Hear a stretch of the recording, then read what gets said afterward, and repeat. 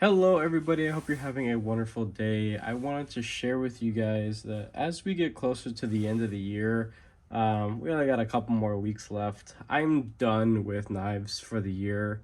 I gotta start saving for a wedding and other minor inconveniences like that take money from the hobby that is. But it's a joke, obviously. I'm very excited to finally freaking get married.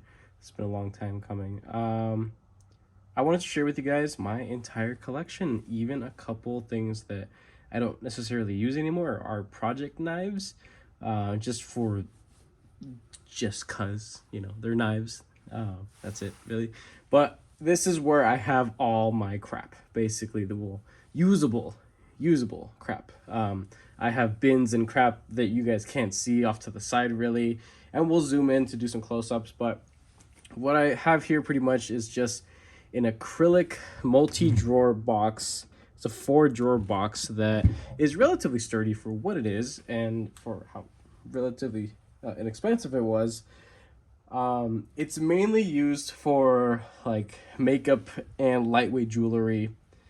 So it's nothing really fancy. If I can find something like this on Amazon, I will definitely link it down below. I've had a lot of people ask me about this, mainly on my Instagram page, but we're in the garage, so I have this little like DLT trading cloth thing that they sent in on one of the packages I got a couple months back. And I just keep it on there because it's super dusty in here, and I don't like dusty looking plastic. But for the sake of this video, I'll throw that off to the side. We are going to start drawer by drawer. There isn't an exact rhyme or reason for what is within each drawer. The only one, actually there are 2 drawers, the very top and the very bottom, that there is a general theme. The very top row you could see here is very inexpensive knives that I absolutely love, highly recommend, and I actually use a lot, like a lot. And then the very bottom one is going to be knives that I use for size comparison. So if you are a frequent viewer of the channel, thank you. But you'll recognize some of the stuff that I've been using recently. So we're gonna go ahead and move this further up over here into the space where it usually hangs out, and just give me 1 second to readjust. All right, coming in close. Hopefully this is enough room to showcase the whole tray as is. We're gonna go ahead and start with the top one. So, oh yeah, that's perfect spacing. Maybe a little bit further back. Okay, cool. Yeah, sure, got it, whatever. Grimy white table beneath everything. Ignore it, please. We're gonna go ahead and start here off to the left. This is my very first Spyderco knife. It's a native 5, lightweight. I had swapped the scales with a different variation because I wanted the black and teal. I love it. It was one of my first little like crackhead builds, an obsession for the native 5, and it's a wonderful knife. It really is. I will shout from the mountaintops of how wonderful this budget US production knife is. CPM M4 DLC coated, black, everything else. It's awesome. You guys have seen that a bajillion times probably. This is a slightly modified CMB made knives Predator. This is the 14C28N. There used to be D2 versions, but this is definitely the way to go. This is honestly one of the benchmarks for the strongest Omega springs that I believe need to be on a lot of larger knives that have a crossbar axis lock style I guess interaction or system. But yeah, this guy's pretty freaking sweet. Dyed the micarta scales and typical acid stonewash. This is the Migron Mayaro 14C, and there's nothing really crazy fancy about it. It's just an absolute banger budget knife that I reached for a lot of gardening projects for some reason. During the summertime, this was just one of the easiest knives, at least for me, to just grab and go. It went through a lot of bags of uh, grass seed and dirt and soil, and chopping up some light duty plant material. Nothing crazy, nothing inappropriate, of course, but it's probably seen the heaviest use out of almost my whole collection, and it's still rock solid, up or down, nothing. I have had to bring in the liner lock a little bit because it had a little bit of up and down, but now the deten's just a little bit stronger, and you know what, I love it even more. This, you guys recently saw this reviewed, well, not too recently, but a couple weeks back. This is the Kaiser Knives Porcupine, one of their ultra budget knives from the Laconic series, and I loved it so much I decided to do a acid stonewash. Definitely brought back that edge a good bit, and it is a champion slicer. And then I dyed the scales this kind of like, light blue, I guess. You're gonna see a lot of blue. I love teal and shades of. It's my thing. I like it. It's a happy color. It makes me happy. This right here is a Best Techman Good Boy. I definitely wanted to get the coated one because this is a D2, but I don't really have an issue with D2 when it comes to corrosion, at least in the area that I live in. But just for looks sake, I wanted the coated blade with the matching hardware and stuff. It just had a different scale color, and maybe I'll do a swap in the future, I don't know.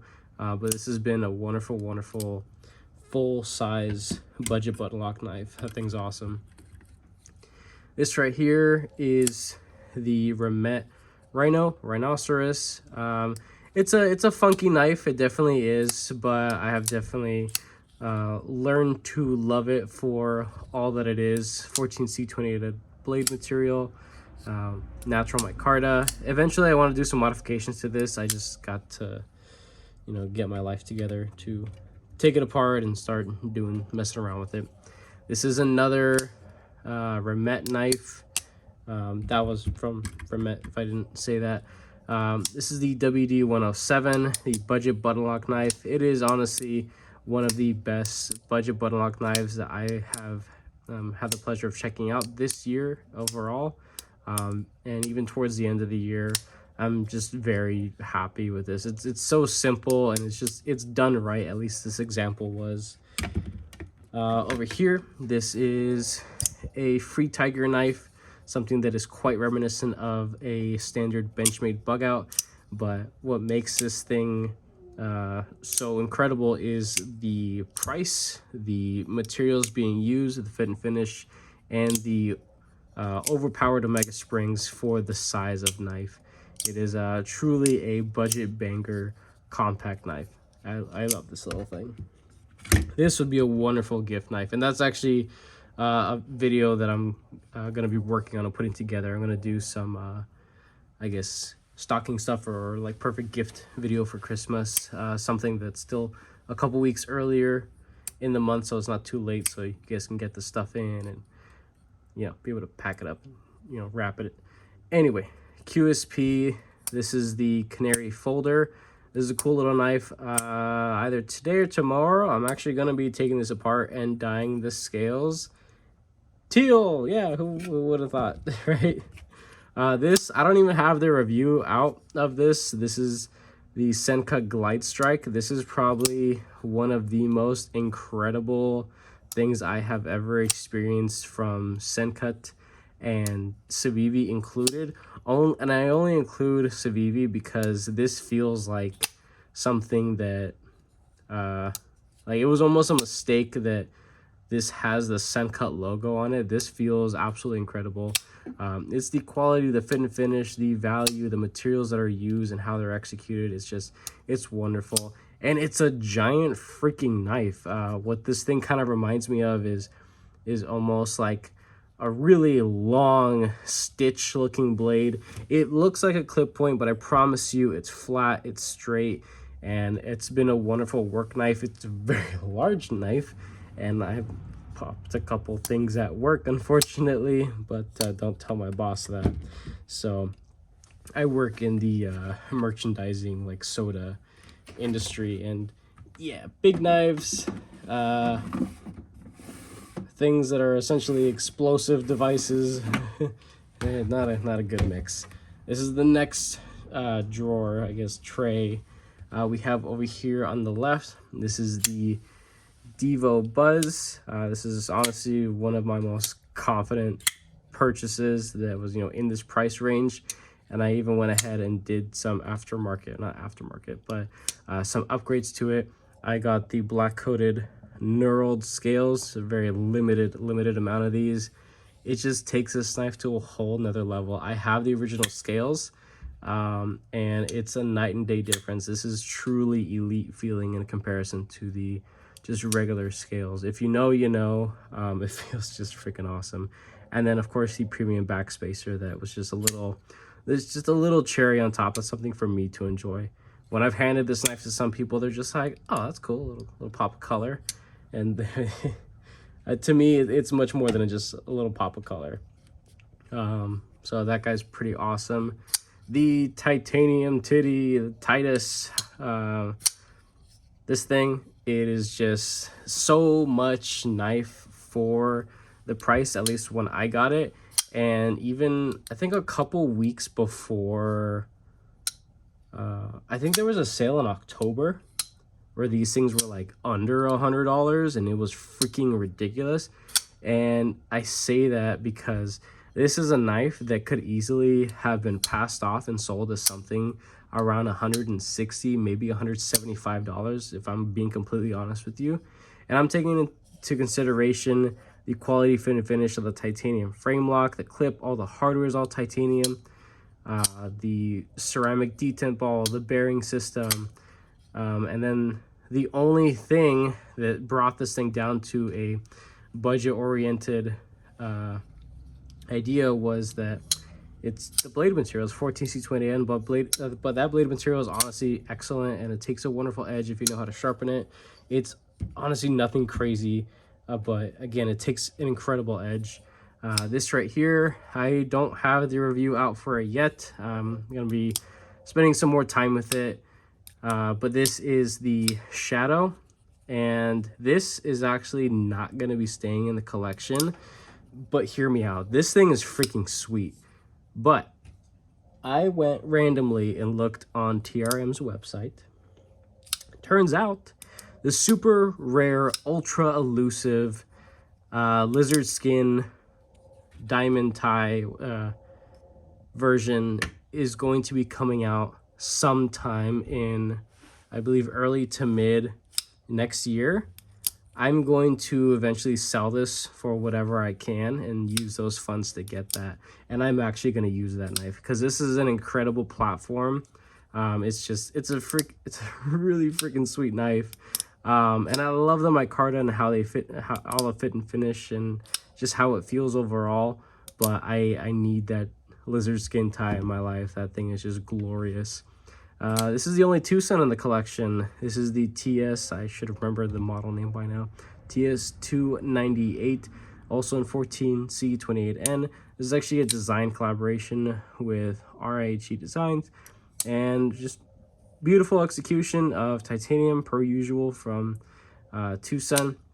It's just really thick blade stock, thick behind the edge.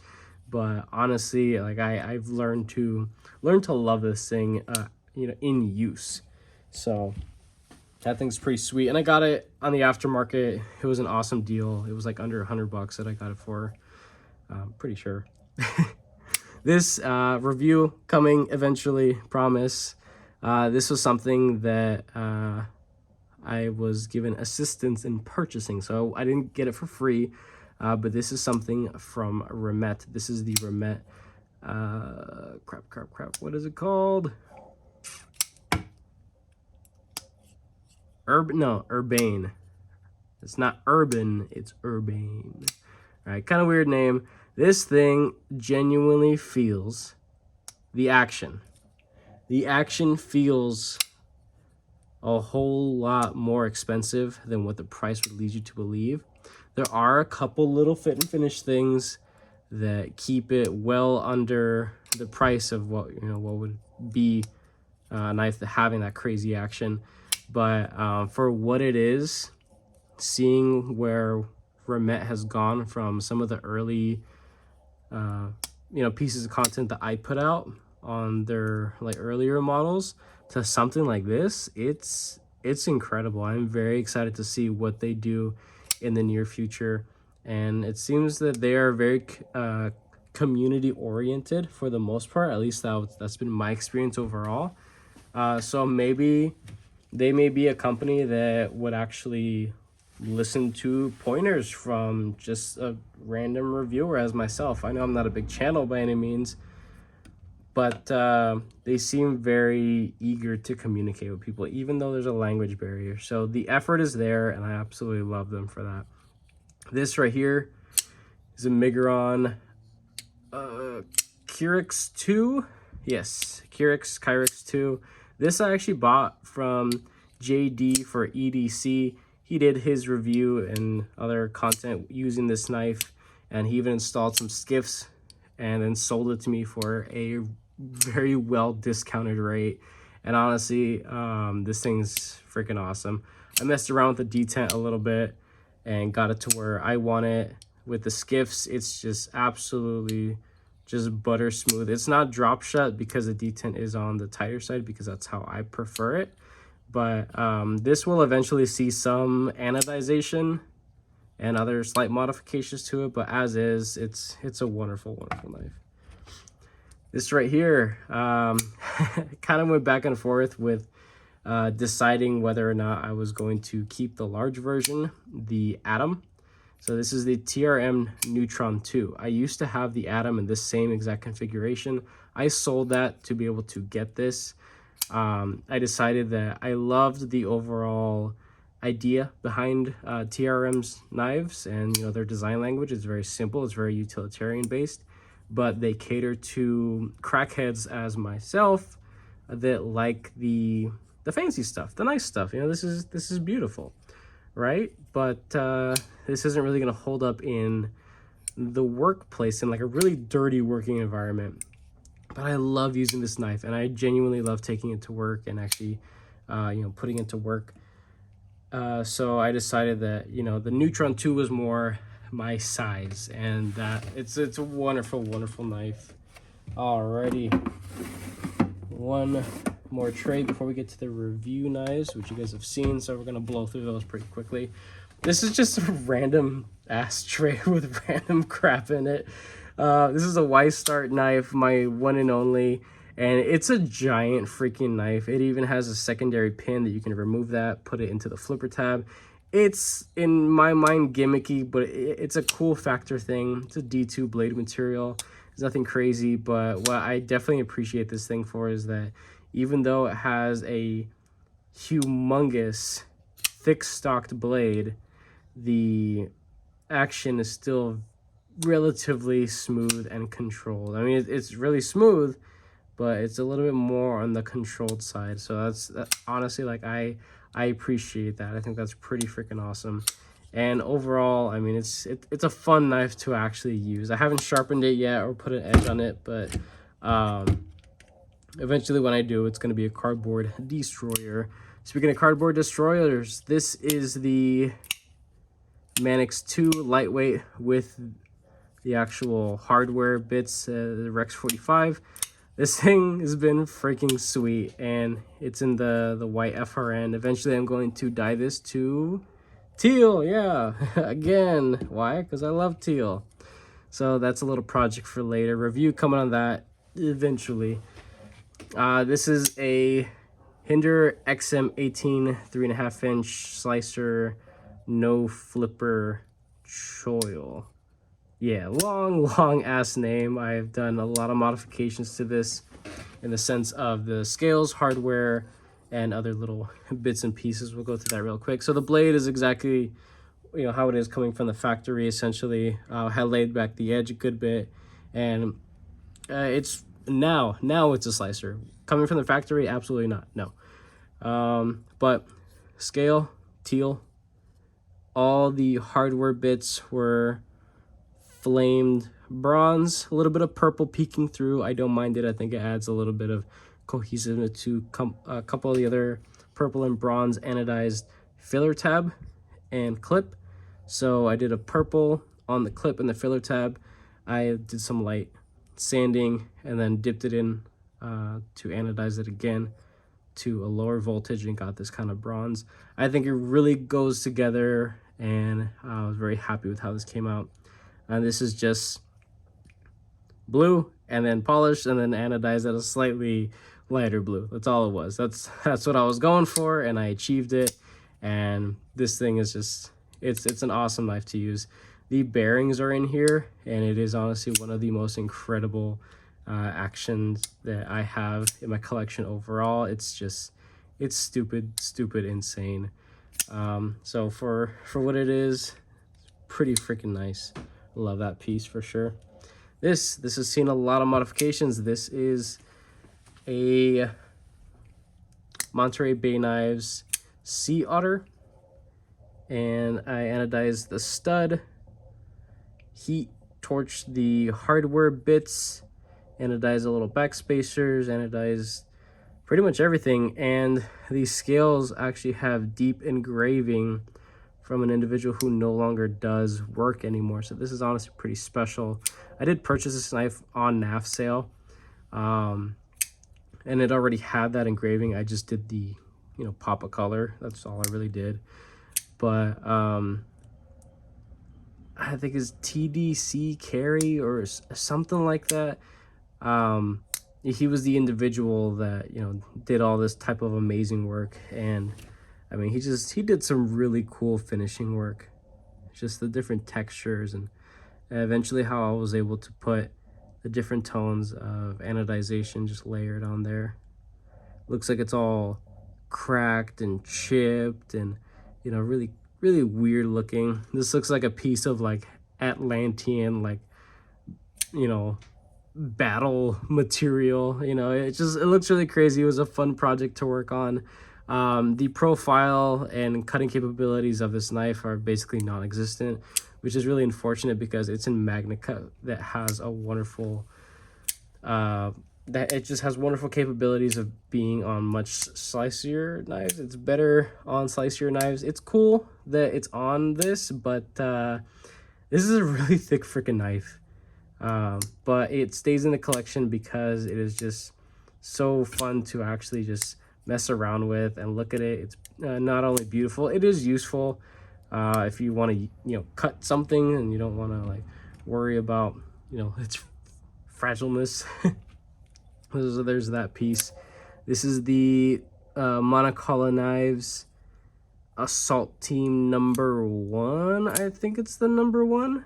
There are 3 different variations of it. And the reason why this is in the collection is because of how much value there is here. Now, there is a little bit of fit and finish that is at least consistent overall, but the carbon fiber one I actually gifted to my father-in-law. So this is the one that stayed in the collection. Eventually, I want to do some modifications to this. Of course, I still need to sharpen it, but I'm going to do acid stone wash. I'm going to see if I can do something about that stud there. I don't mind it as much, but I think it could be done a little bit better. Maybe a flipper tab chop, possibly a thing, I don't know. And then anodization and then stuff to the hardware. But I think this could be a pretty cool piece to just practice on and have a good time with. And if you guys can see the blade material there, I don't know, it's pretty small.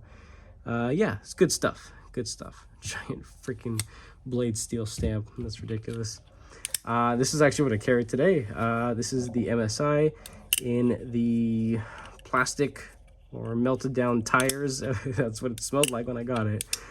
This has just been an incredible knife to use, and I would fall to my knees and probably just die if Microtech ever made like a compact version of this, because this is an incredible knife, but it's freaking huge. So that's it for this drawer. And then the last one I'm gonna blow through relatively quick are these size comparison knives. There's no real like explanation needed to why these are size comparison knives. They're just very common, mainly flagship knives or potentially flagship knives for different brands. So here, I think this may be the first time you guys are seeing this all finished up and put together, but this is my Elementum. So my Warncliffe Elementum, I'm done with modifications on this. So I did, of course, my acid stonewash, a beautiful fresh edge, did some heat anodizing on all the hardware bits, color matched it pretty well. A little bit of purples, a little bit of blues on those thinner pieces there, but I got it pretty consistent on the hardware. Also did acid stonewash, clip and liners, of course. Oh, and I also put in a sharpening tool right there, but mainly because I wanted to get a like 2-finger or 2 like knuckle grip on this thing for just a little bit harder use cuts. This thing is just, I love how this came out. And I dyed the black into purple, which you can actually see a little bit better here. So there's that. This has some oil on it. This is the Wee Praxis. No explanation needed. Beautiful executed knife. That's on the larger side. That's about it. That may be one of the only Wiis in the collection. I think it is. There honestly hasn't been a lot from Wii this year that I was really thought was worth spending my money on. This is my PM2. It has RG custom metalwork, scales, and matching clip. It is absolutely beautiful. S90V DLC coated blade, black hardware and bits, aligners, all that good stuff. And then this is a crystal, I think it was like Mokutai. No. It wasn't just like regular titanium, but it's a crystallized piece of material from Met & Boss. Yeah. So this is a wonderful piece to look at and use. This hefty bastard here is the full-size Doug Ritter RSK. This is the Magna Cut. This used to be the one that was a sprint run with carbon fiber scales. I've since sold off those scales and in place put on some gorgeously milled original goat titanium scales. So these may look like the aluminum ones, but they are titanium, adding a significant amount of heft, and it's an awesome build. Eventually I want to put some color on this, but it looks beautiful as is. This right here is the Vision FG by Civivi. I just dyed the scales. There was a couple little inconsistencies. You can see there's some like harsher green peeking through down here. I don't mind it as much. I think it looks fun. And that's really about the only modifications. Very you guys have seen this, or at least have heard about this knife a million times by now. It's essentially a one and done fidget master slicing, possible kitchen food prep. Just everything is just so incredible about this freaking knife. That's why it's so popular. And the price, I mean, it was under $100 for the nicer one with the Damascus cladding. And then one of the prize pieces in the collection that I really got to use more is my Native 5, and it has the factory fluted titanium scales. There are some little scuffs and marks because I have used this. I did get on the secondary market and I was told that it was in new condition. That was obviously a lie, but I don't mind it. So I think it's still an awesome build that I was able to to get together, and this is just a wonderful piece. It's been hanging around for a while. So that's it for the acrylic box. Now some knives that I have that I just don't use, starting off with this ridiculous piece here. So this is the mini Elementum in 14C. It has a pretty good edge on it actually, but these are copper scale and the steel frame lock. It actually still has pretty good action, well centered, and it has a ridiculous lanyard on it and a titanium bead that I got for free. So there's that thing. I used to have that on my keychain. I just don't have it there anymore. Next one here is an Opinel that has seen basically no use. I got it because they're dirt freaking cheap, and I wanted to say that I've experienced the sliciness of an Opinel, which is essentially unmatched by everything I own. I mean, it's just fully flat ground, stupid thin. You know, I put a good edge on this, and wait, have I sharpened this? Did I? I think I did, and I just put like a polished edge on it, and I kept the factory edge, so it's not like I laid it back or anything crazy like that. But it looks like there might be some corrosion on there because this is the carbon. Which number was this? Number 7. That's a good size, at least for me, if I were to ever actually use this, which I'm never going to. So there's that. This is the first ever Civivi that I got, and this was actually a gift from my fiance back in the day before I knew exactly what I wanted aesthetic wise and fit and finish wise. But this is the Backlash, and this is one of the first knives in my collection overall. It has been used and abused, sharpened a bajillion times, and eventually I did a acid stone wash, put a beautiful working edge on there, did a little bit of finishing work to the scales, and then put a titanium pocket clip essentially to never carry it. So that was kind of stupid, but it was a fun little project. And yeah, there's that. The action is absolute shit on it now. This was one of the first knives that I did like heavy surface modifications to the actual blade material, and I've absolutely destroyed that detent hole, so it's just not really good anymore. And the bearings have such a difficult time just riding smoothly like I used to. So I've essentially ruined this knife, but it's here just for memory's sake, really. Another knife that I essentially freaking ruined. This is the one and only buck that I've ever, I guess, had or to call my own. But the idea here was to do heat tortured metal pieces. I was planning to polish the marble carbon fiber and then do an acid stone wash and put a sick edge and even a sharpening choil. That was the idea. I even put some aftermarket studs. These are steel, but I have titanium ones that eventually I was planning to put on here. I put them on something else, but this thing did not at all come out how I wanted it to. It looks like absolute shit, and the only reason why it stays is because there's plenty of material on here to still practice on modifications. That's really it. That's the only reason why it's here. This is one of the like special runs in S30V, and you know, it's essentially trashed at this point, but it's still solid lockup, and the action is, well, what you would expect from a buck knife. So that is it. That is my entire collection.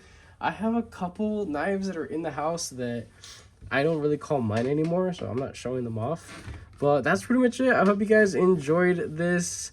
If you did, go ahead and leave a like down below. If you are subscribed, thank you so much. I appreciate all your support and your patience, of course. If you are not subscribed, consider subscribing because I put more videos, content coming your guys' way. And with that being said, have a wonderful rest of your day.